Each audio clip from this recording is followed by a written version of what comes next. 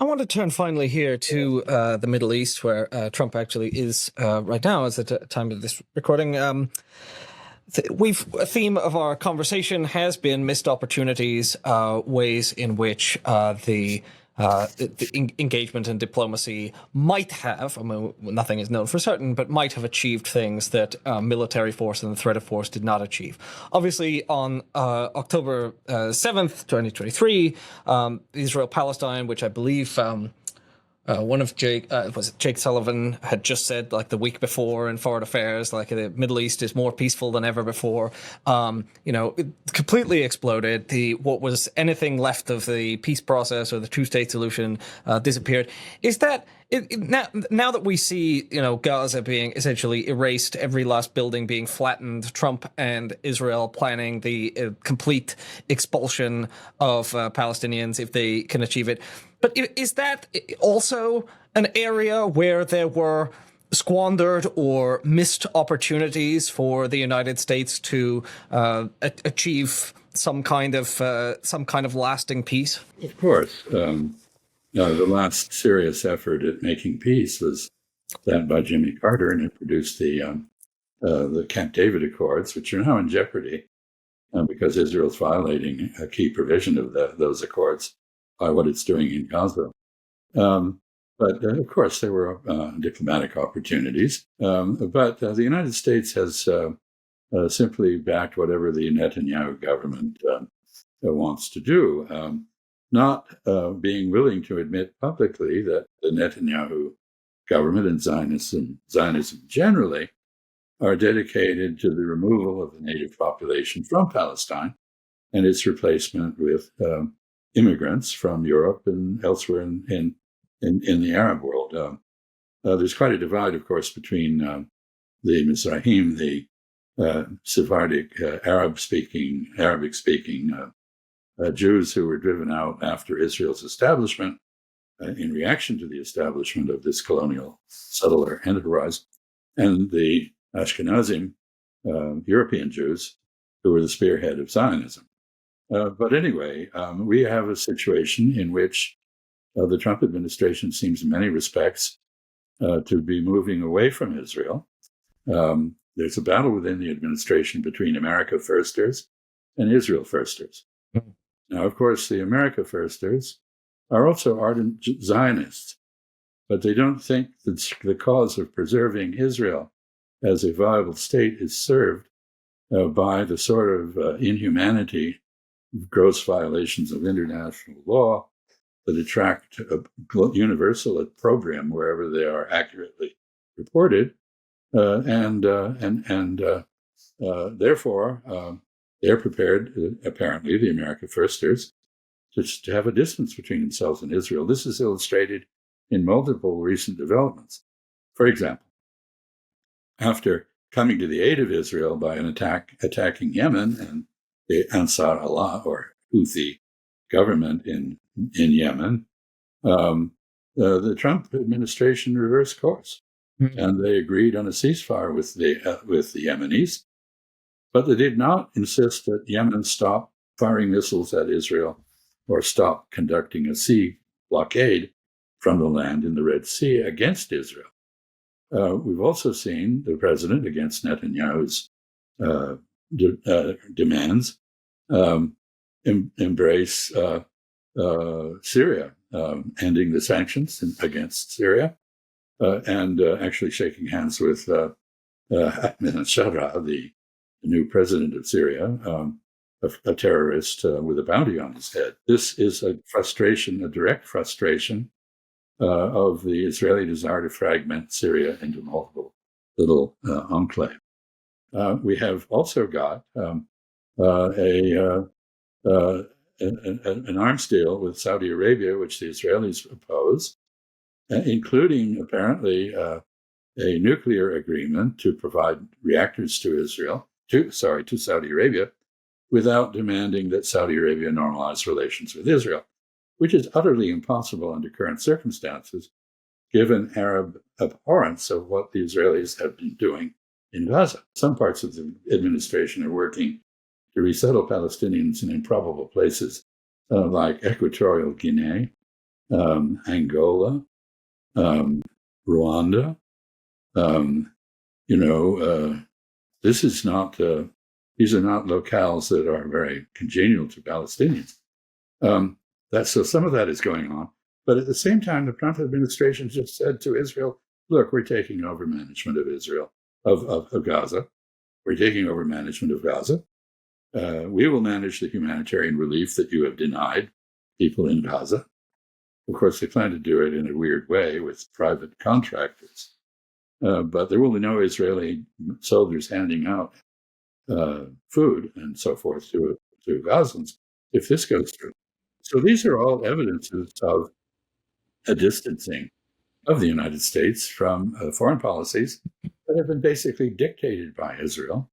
This is a declaration of American independence. It's America first, not Israel first in West Asia. You know, Trump just gave this speech in Saudi Arabia where he used, I mean, some of the language he used is deeply unfamiliar in American politics. You know, condemning neoconservatives, condemning war, speaking of, you know, the catastrophe of U.S. intervention in the Middle East. It's very hard for me to get a grip on Trump's Middle East policies. It's one moment he seems to be wanting to go to war with Iran, and the next moment he's talking about making a grand deal. One moment he's talking about how all the Gazans need to leave, and the next moment he's telling Israel, "If you've got to be good to the people of Gaza." You've talked about their kind of internal contradictions within the administration. I mean, can we take this speech seriously at all? Does it mean anything? This is the Prince of Uncertainty. Yeah. And the name of the age should be the age of uncertainty. Because Mr. Trump, aside from making some really deplorable personnel choices in staffing his administration, 2/3 of which is neoconservative, right? He contemns the neoconservatives. He is unpredictable, and he revels in that. And there, as I indicated, there are positive things to that. He can change his mind in a fantastically amazing way, as he did on Yemen. You know, he actually praised the Houthis for their formidable resistance to the U.S. Navy. So this is a man who has his own ideas. He has counselors who I think gave him bad advice on many issues, but he seems to be capable of making his own decisions, sometimes on the basis of absurd theories. For example, he's gone to war with Adam Smith and David Ricardo on the economic theoretical level. But he seems to have learned that lesson too.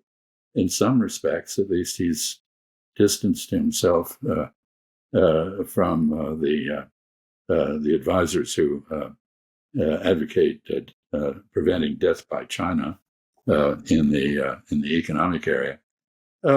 He's learning, and he looks a bit frazzled. It's obviously got quite a bit of tension under him.